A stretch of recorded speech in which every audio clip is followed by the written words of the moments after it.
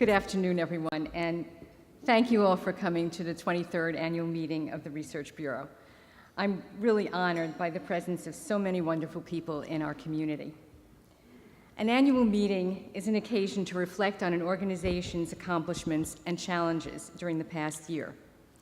Generally, whenever the Research Bureau issues a report or presents a forum, it makes headlines. As well it should, because that is our mission. You see our mission statement. It says to conduct independent, nonpartisan research that will promote informed public debate and decision-making. In the last year alone, our reports on Worcester's responsible employer ordinance, casino gambling, and recommendations for reducing expenditures certainly generated considerable debate. But I'm frequently asked, so what has become of the recommendations you made? Have any been adopted? The answer is a resounding yes. Let me give you one example. Many of you will remember that in 2005, the Research Bureau, with the cooperation of the 15 colleges and universities in the region, the colleges of the Worcester Consortium, the City of Worcester, and the Worcester Regional Chamber of Commerce, launched the Central Massachusetts Talent Retention Project.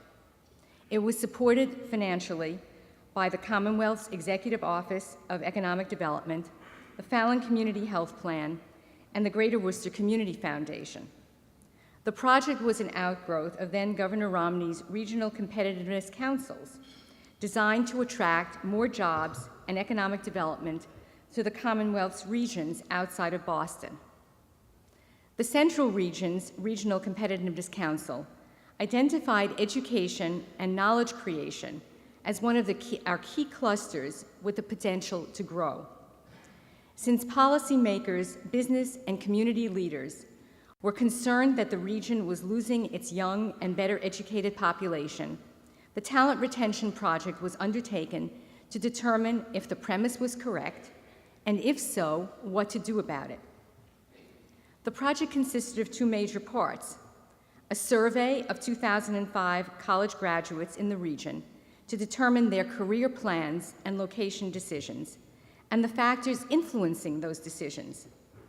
The survey was developed by the Research Bureau and posted online by Assumption College for use by all the colleges.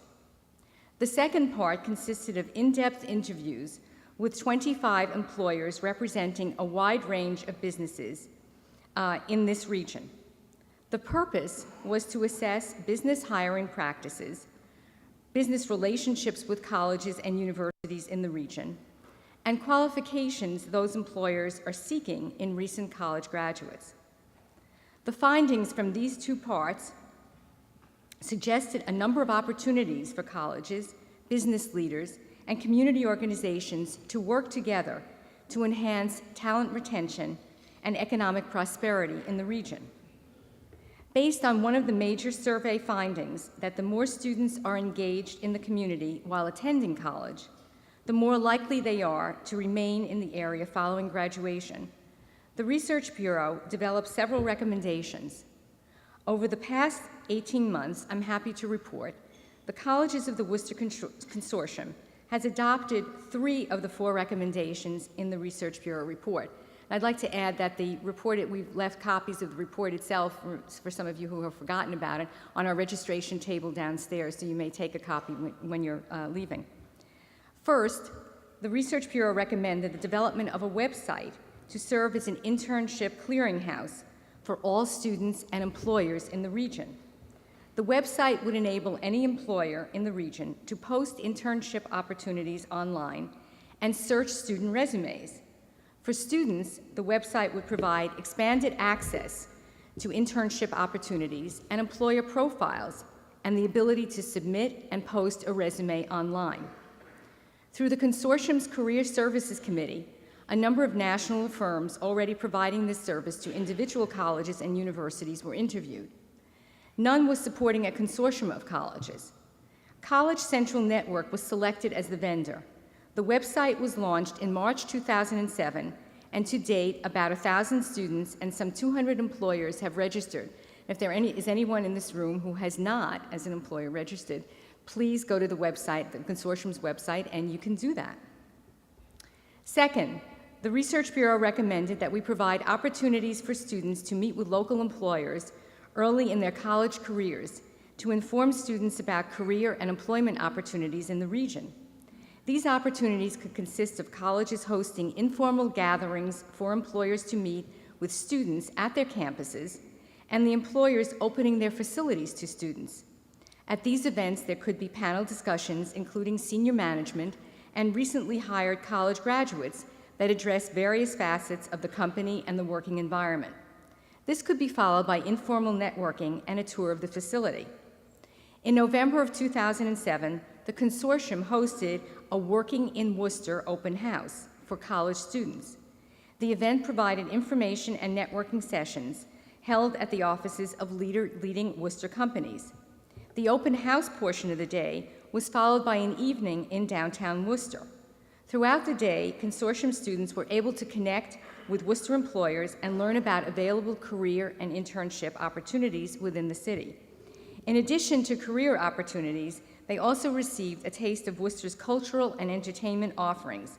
The consortium is currently planning the next event in the fall.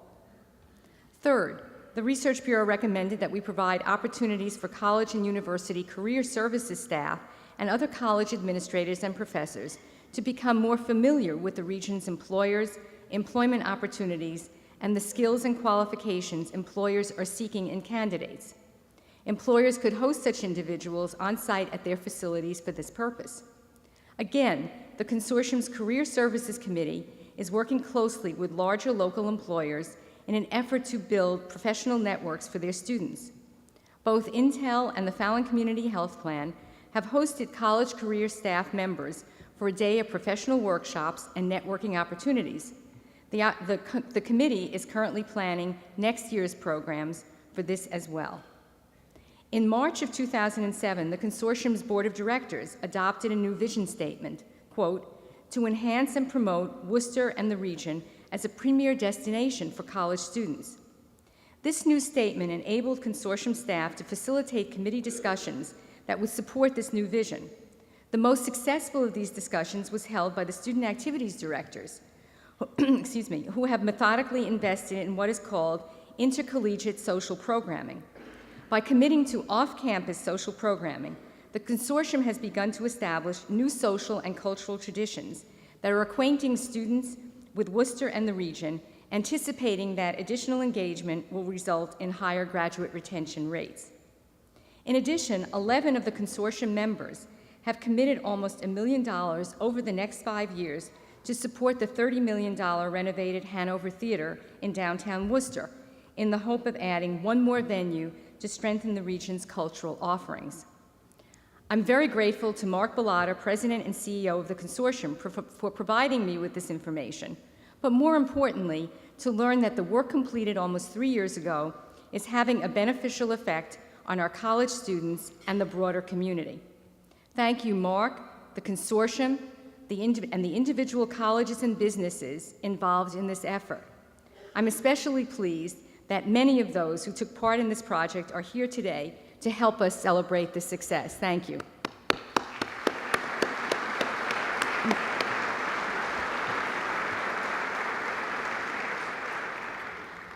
What I have learned over 23 years is patience and perseverance. In the end, innovative ideas backed by accurate data can be compelling. I want to conclude by expressing my profound thanks to all the sponsors of this event and to all our supporters over these many years who share the belief that the Research Bureau's work can make a difference, because indeed it has. National Grid, today's presenting sponsor, has been a steadfast supporter of the Research Bureau since we began 23 years ago.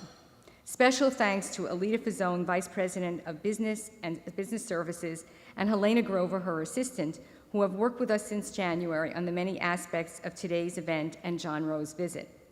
This morning, Tom King and John Rowe were interviewed by Hank Stoltz and Peter Bluth, and that interview, one will be rebroadcast on 8:30 a.m. radio at 4 o'clock this afternoon, and the other one on Peter Bluth's show tomorrow morning. But our work would not be possible without a very, very able staff, and would they please stand and be recognized? My staff? Anybody there?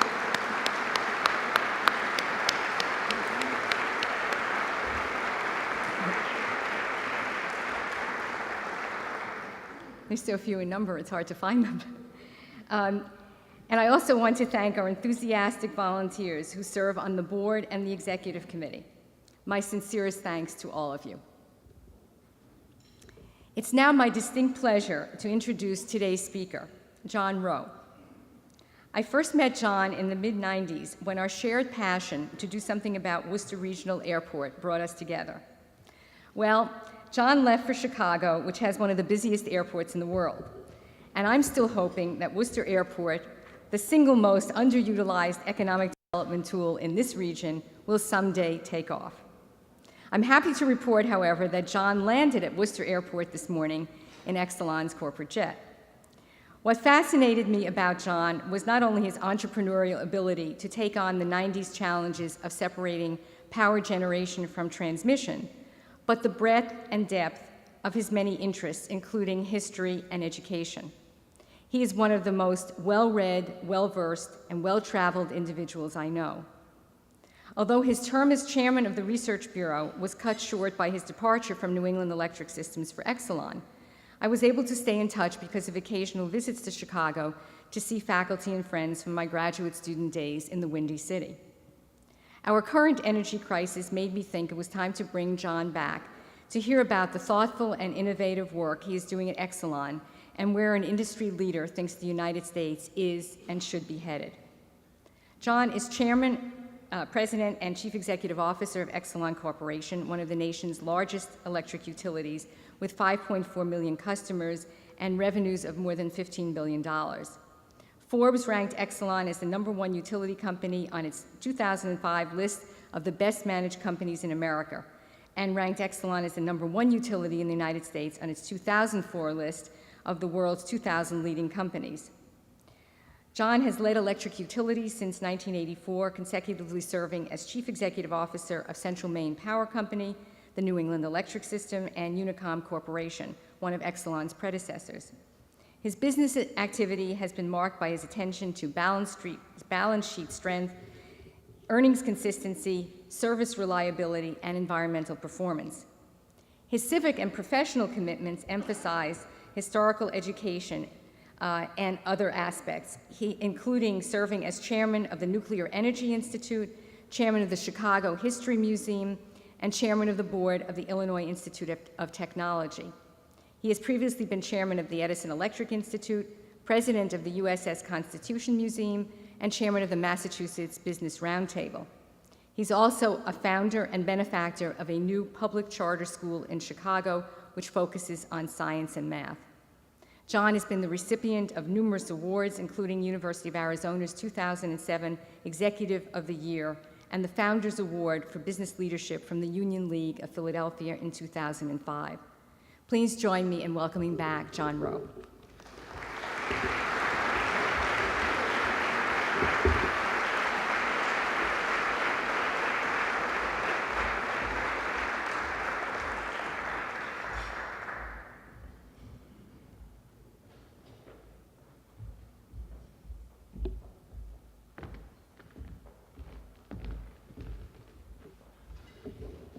Thank you, Roberta.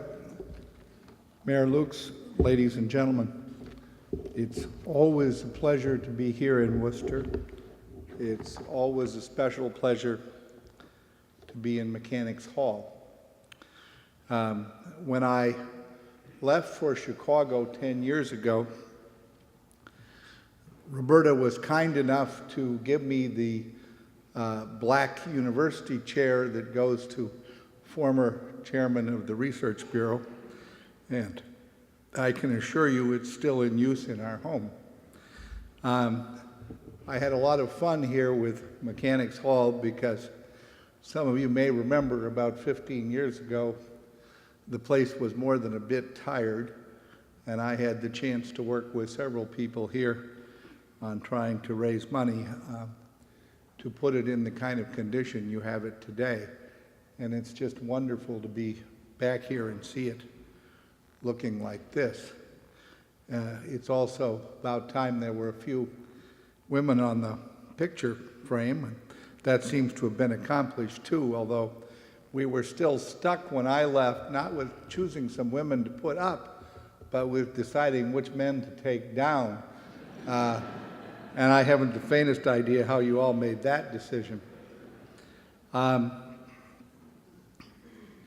It's also a pleasure to see that while I'm sure Worcester still has its struggles, as most cities do, it's genuine pleasure to see that some of your old chestnuts have been pulled out of the fire. At least from the outside, the restored train station looks quite wonderful, and I've been hearing about the restored theater as well. So life will stay challenging in America's cities, but I'm pleased to see that you're still coping here. Life will also stay challenging in the electricity business. We're fond of saying that there is no silver bullet to solve the nation's energy supply issues. That's certainly true. I think rather than a Lone Ranger metaphor, we might be better advised to use the vampire metaphor. There is simply no silver stake to put in the heart of our energy problems. They're going to be with us for a very long time, and they're going to get increasingly difficult. We have across energy supply 2 or 3 pervasive issues. You can chop them any way you like. One of them is that for a very long time, we got used to different forms of energy being very cheap. It used to be stylish to say that you paid more for a quart of water at the New England Electric cafeteria than you paid for a quart of gasoline. I suspect that's changed. But part of the challenge is we got used to having it too easy. Part of the challenge is that energy security is a very difficult issue. And part of the challenge is that we simply must begin to face the issue of global climate change. Mark Twain, who probably spoke here, I don't really know, once said that everybody talks about the weather, but no one does anything about it. I think the weight of scientific opinion is now overwhelming that we had better start doing something about it, or it's going to start doing something about us. The science is now overwhelming that global temperatures are changing and that human activity is a big part of this. There is, of course, some level of uncertainty in the science. There is, of course, a greater level of uncertainty as to just how dire the consequences are. But I think the consequences are very large indeed, particularly when you look at large populations in countries that, like Bangladesh and Myanmar, are already subject to very difficult coastal flooding conditions. The evidence is overwhelming. Massachusetts has taken action. Other states have taken action, most notably California. And Congress is beginning to consider serious action. Both presidential candidates are pledged to support what is called a cap-and-trade system. The conceptual framework of what is likely to happen is actually pretty clear. I think there is a majority in the Congress for a cap-and-trade system, but it's going to take a while before there is legislation because, as usual, both the devil and the angels walk in the details. In my opinion, Congress must get on with acting, but it must do so in ways that are consistent with better economic performance and at least sensitive to our international competitiveness. Briefly put, I believe there are 3 essentials to dealing with these challenges. And as I said, none of them is a silver bullet or a silver stake. The three essentials are an integrated government policy, the effective working of markets, and leadership at both an industry and a human level. As to an integrated government policy, the first essential is to incorporate the costs of our climate effects into the marketplace. Cap and trade legislation will do this. But along with that, we need to have some sort of cost constraint so the legislation doesn't just radically compound our current energy problems in the early years. I have spent most of the last 5 years as a co-chairman of a group pompously and self-righteously calling itself the National Commission on Energy Policy. That group back in '04 recommended a cap and trade system, a firm cost cap in the early years, but it also recommended some other equally important things. It recommended that the government work very hard on energy efficiency standards and on making it easier to build newer and cleaner kinds of energy supplies, particularly in natural gas exploration and pipelines, but also by continuing subsidies to renewables, by working on research and development on coal with carbon sequestration, and on providing loan guarantees for nuclear plants. I'm going to switch shortly to what markets need, but I want to be very clear about this. If we're going to deal with energy supply by some means other than the military, if we're going to deal with climate, we have to have government action that includes both regulation and the fostering of cleaner energy supplies. Now, we also need effective markets. You here in Massachusetts were among the first states to take the generation of electricity to the marketplace. You've seen that in years when it saved you a lot of money. You've seen it in years when it passed through very high costs as natural gas went up. But simply put, we have no really good substitute for the marketplace when it comes to deciding between different sources of energy and deciding between the supply of energy itself and the advantages of increased efficiency. Again, as I said, there is no silver bullet. We're not going to solve all this problem with efficiency. Natural gas, which was our savior for many years, is no longer cheap. Coal with carbon sequestration is far away. Wind is expensive and doesn't blow a goodly portion of the time. And solar is very expensive. That leaves nuclear energy. My own company is the largest producer of nuclear energy in the country. But nuclear energy isn't a silver bullet either, because new plants are very expensive and there still is no political solution to the spent fuel problem. So we're actually groping, no matter how much you think you know about electricity and energy, we're groping with ways to meet the triple goals of an affordable energy supply, a more secure energy supply, and a lower carbon energy supply. And when we're groping, you actually need both good public policy and effective markets. The most recent estimate of the cost of dealing with the climate issue from the federal government came from the Energy Information Administration. It was $400 billion. My own guess is that that's low by a factor of 2 to 4.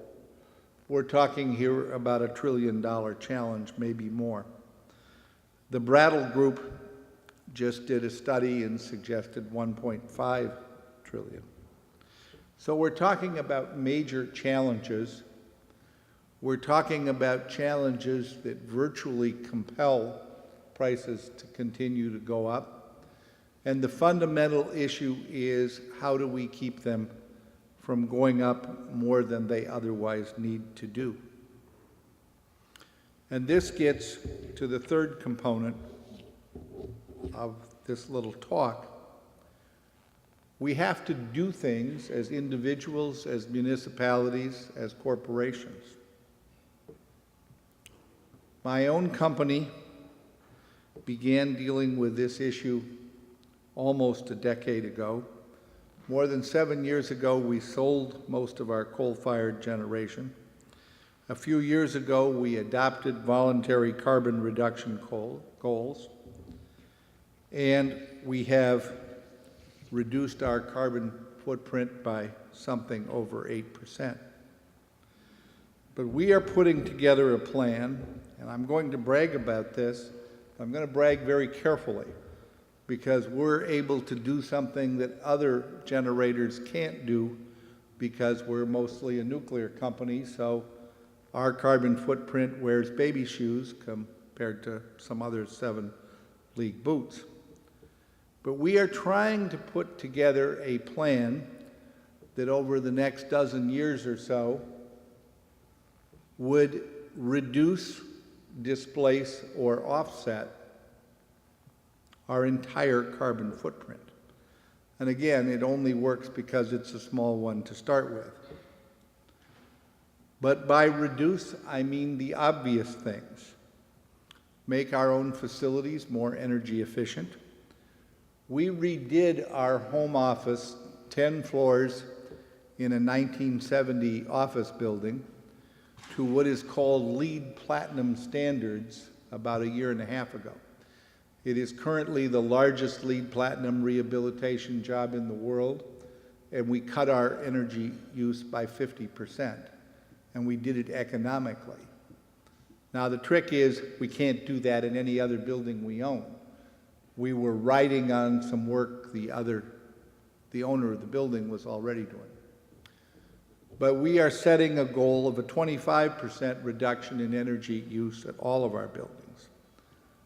We're working throughout our supply chain to get greener and lower carbon inputs.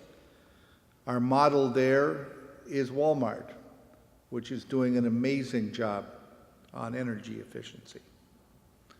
We're looking at transportation. We changed most of our vehicles to biodiesel. Unfortunately, as you all know, the ethanol component of that has its own carbon issues, as well as its food supply issues. We're changing more vehicles to hybrids. These are the kinds of things we're doing to reduce the carbon footprint. To offset our carbon usage, we're doing things like investing in forest preservation in Peru. We're doing things like paying our customers, something that has happened here in Massachusetts for at least the past 15 years, to be more efficient themselves.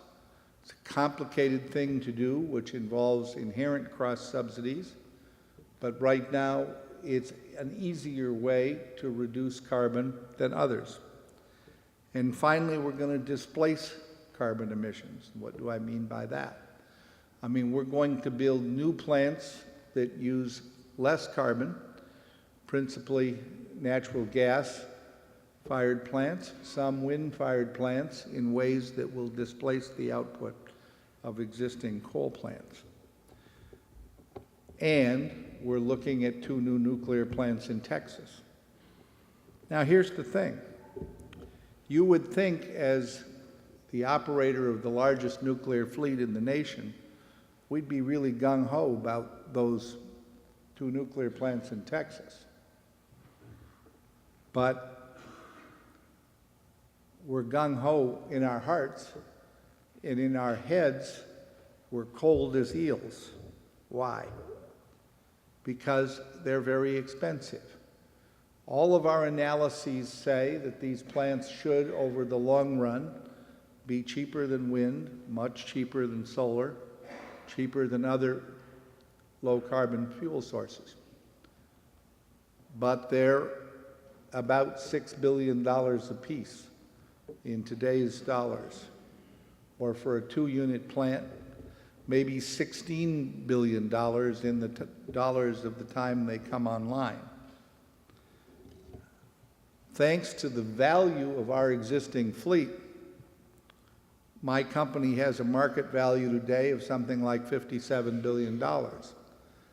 But our book equity is only $10 billion. In other words, even the biggest nuclear operator in the country isn't big enough to build new nuclear units in a market without some government intervention. So the point I'm making is this all isn't simple, but it can be done.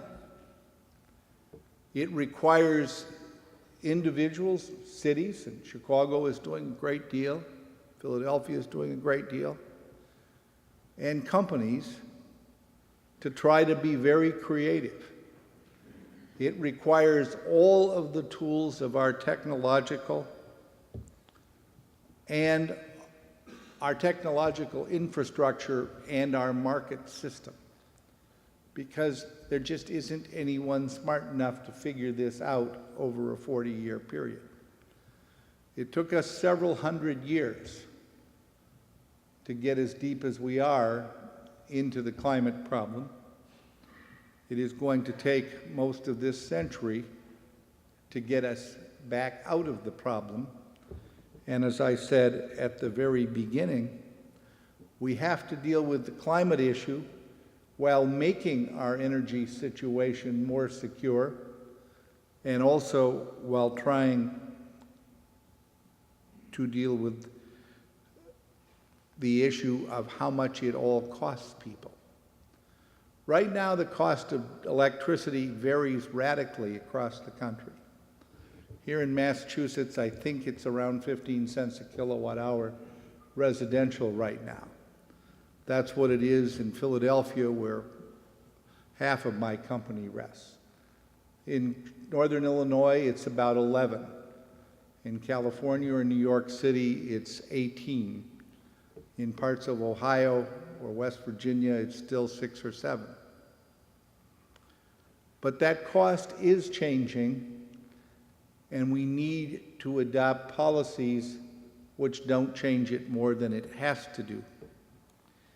I believe if we deal with the climate problem through a mix of increased energy efficiency, the judicious use of natural gas, some new nuclear, and renewables, we can probably deal with this situation over a 30 to 40-year period and do it with electricity that in real terms costs somewhere, and I have no crystal ball, between 15 and 25 cents a kilowatt hour. And if we blow it by doing either too much too fast or too little too fast, or adopting technologies just because they're popular, those numbers are going to be 30 to 40 cents a kilowatt hour in real terms, and maybe much higher. So the stakes are really very large. I do believe we can do it. I do believe that we can do it at the low end of the cost range, but it will require both hard-headed public policy and efficient markets.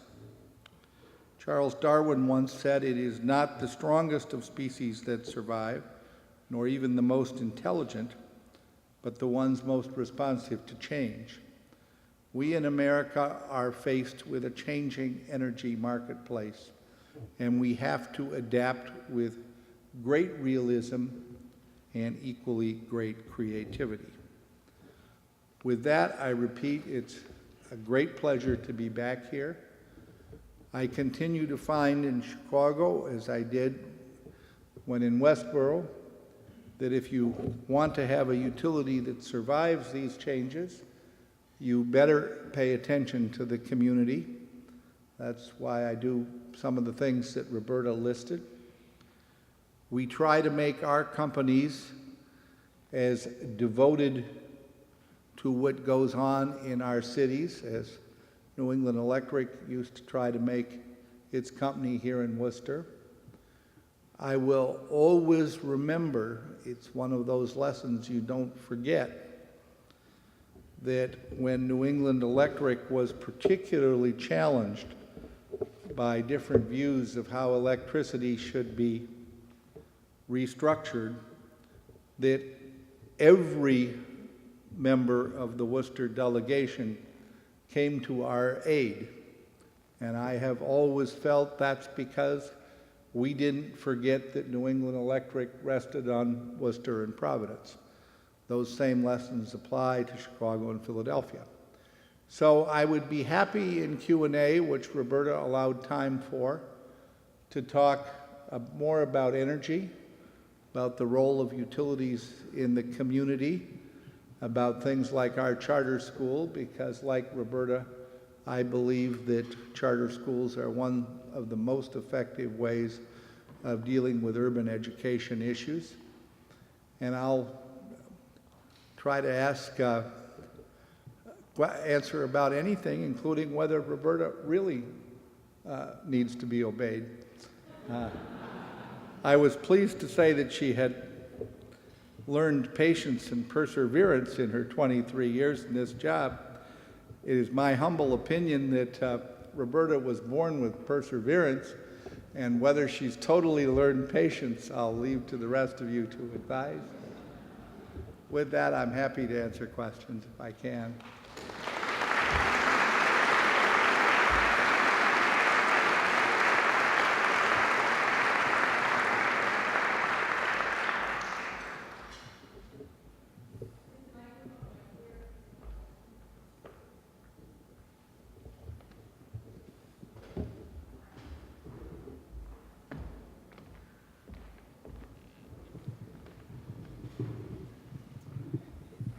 Enforcer. Good, I have an enforcer. My name is Barbara Haller, and I'm a city councilor here in the city of Worcester, but I'm also a former employee of New England Electric System. And it's delightful to see you looking so well, John, and Thank you, ma'am. doing so well. My question is, what advice do you have for municipalities, specifically Worcester, in terms of moving the agenda of climate protection, energy security in a responsible but deliberate way? If I were sitting where Mayor Lukes is sitting, something that no electorate would ever accept, I don't think I'd worry too much about moving the agenda on climate. There are other people with more leverage to do that. Instead, I would spend as much effort as I could moving Worcester to be a model city in terms of energy efficiency in every building and facility you have. I know it costs money up front. I really believe it saves you money in the long run, and it helps more than anything else you can realistically do at the level of a medium-sized city to deal with the larger issue. See, I wasn't elected, so I have a very firm and unequivocal answer. Neither do I know the current state of the Worcester budget. Hi again, John. I'm David Schaefer. I can personally attest that she must be obeyed. Ah, that explains the stoop in your shoulder. Exactly, right? Also, and it also has something to do with the height of the microphone. But I'm curious about your endorsement of the Warner Lieberman Cap and Trade program. Even if one stipulates, and I know that there is debate about it, but even if one stipulates that global warming is a problem, one would think that the simple way of dealing with that is a carbon tax combined with rebates of those taxes to individuals and corporations in proportion to the taxes they pay. As columnist George Will has pointed out, according to Senator Lieberman himself, the proponent of the measure, this will involve the accrual of some $5.7 trillion in fees from the auctions to go to the federal government, which Senator Lieberman has said would be well able to invest that money better than we ordinary folk.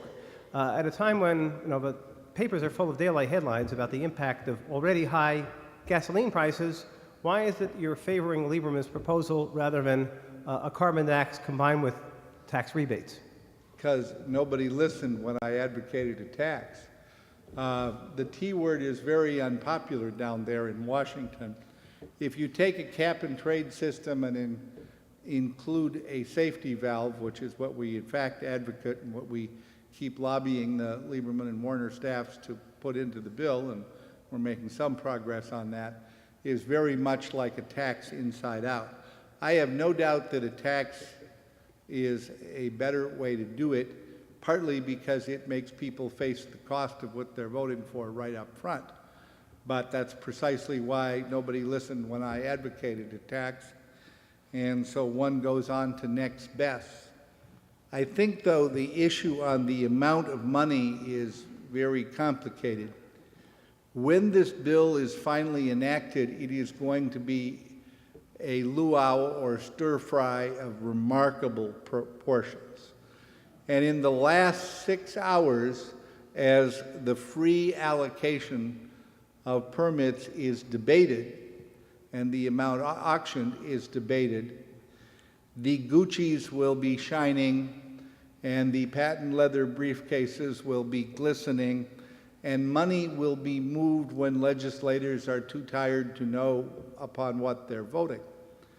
So I do think you're right, David, on the taxes. It's a more complicated issue given the whole state of fiscal policy, whether you treat this as something where you refund proportionally, whether you use a piece of it for low-income benefits, whether you treat it in lieu of the income tax increase we're otherwise going to get. I have opinions on all aspects of fiscal policy and knowledge about none.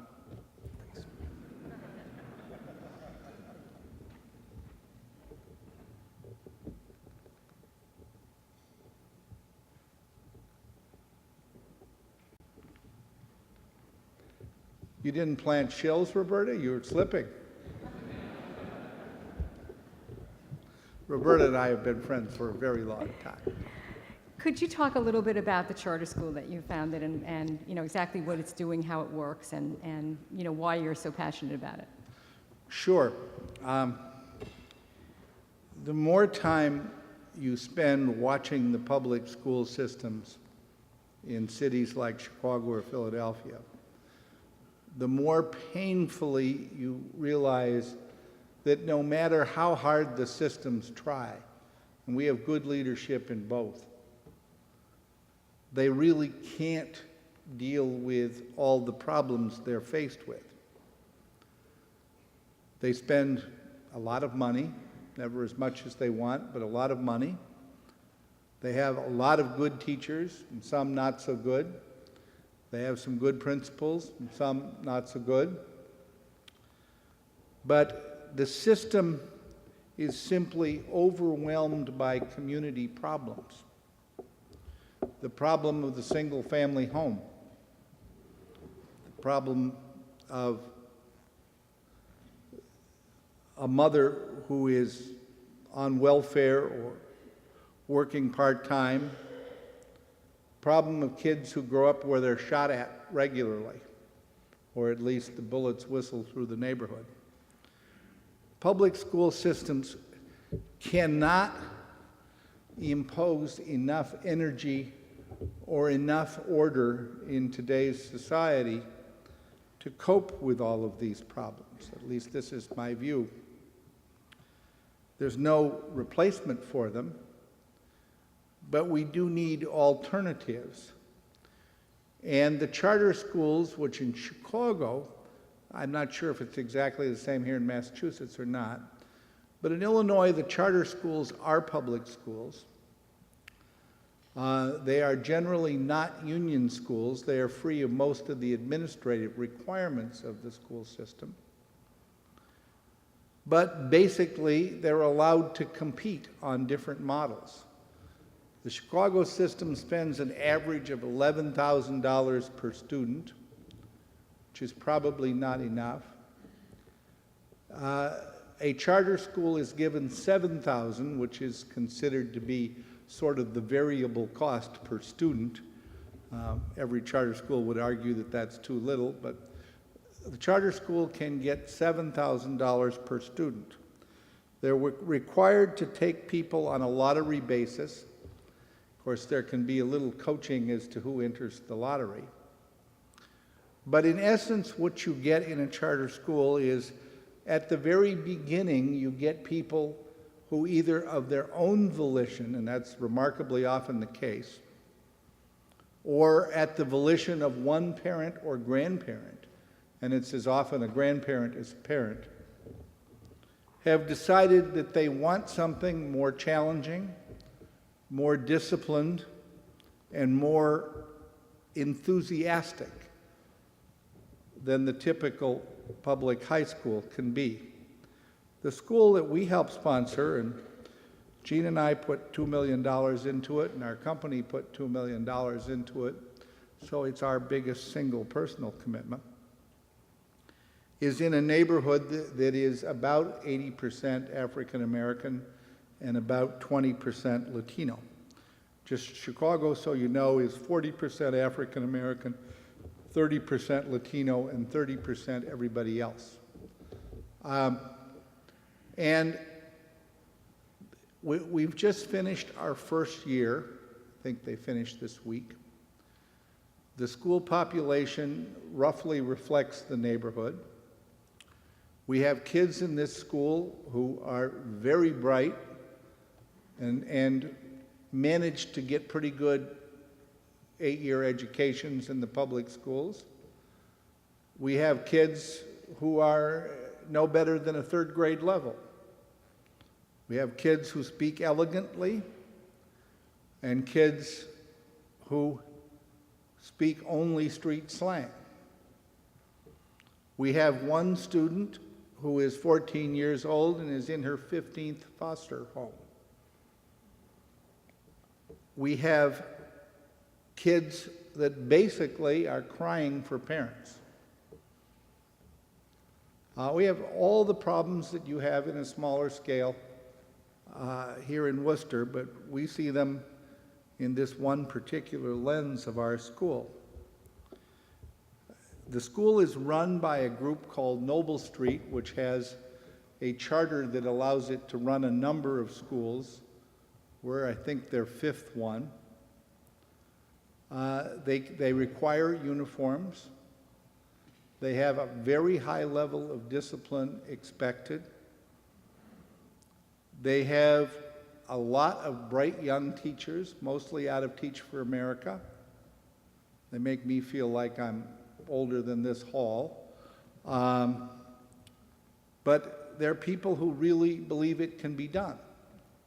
They have a principal who has asked at least 3 of them to leave at the end of the first year, something you can't do in the public school system. And I believe they're making a difference. The overall statistics in Chicago say that the charter schools are doing significantly better than the general run of public schools, but not as well as those magnet public schools that can use selective admissions requirements. That, I guess, is a not surprising result.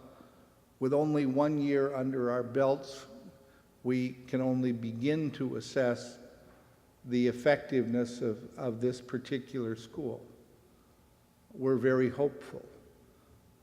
We followed it based on a model used by another school in town. And I met the young woman who was the valedictorian at that school last year. The 2 fundraisers for the school brought her in. I wish all my vice presidents dressed as attractively as she did that day. She sat there nervously looking at me and wondering what we were supposed to talk about. And since I didn't know either, this was kind of a challenge. But finally I said, you know, you're used to a small school in a big city. Now you're going to go to a university.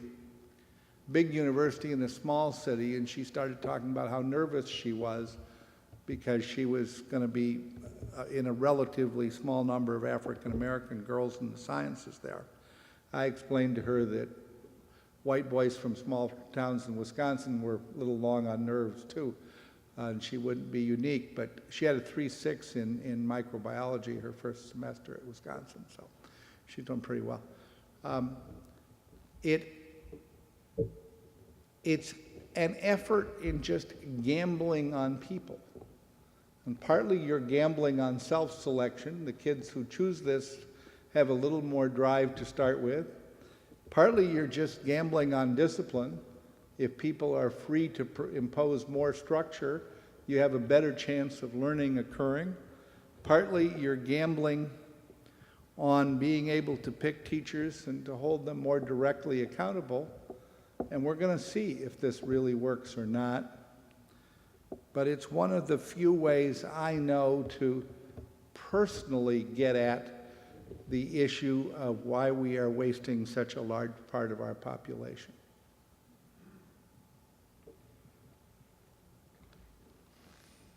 Seeing no more questions, thank you Brian, very much, John. thank you. It was a pleasure to be back.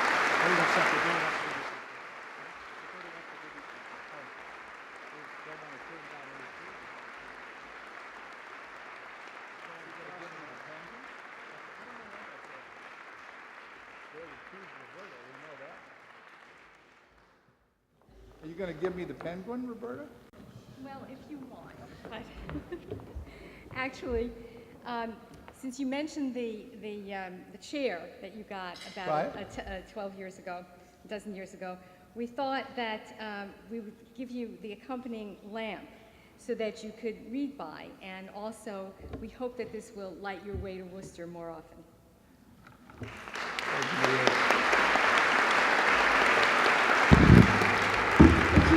If you'd like to have the penguin, you can have these. Roberta is a penguin junkie. When my wife and son and I were going to Scotland 11 years ago, she said, we had to be at the Edinburgh Zoo exactly at 4 o'clock to see the penguin march. Well, Roberta, it wasn't quite as good as the movie. But it was special, I'm sure. Oh, it was special. Thank you. I also wanted to mention that everyone is invited. We're having a reception for John afterwards in the Boyden Salon, and anyone who would like to come and say hello or continue your conversations, you're more than welcome. And thank you all for coming to the 23rd annual meeting, and of course, we will see you again next year and certainly before. Thanks a lot.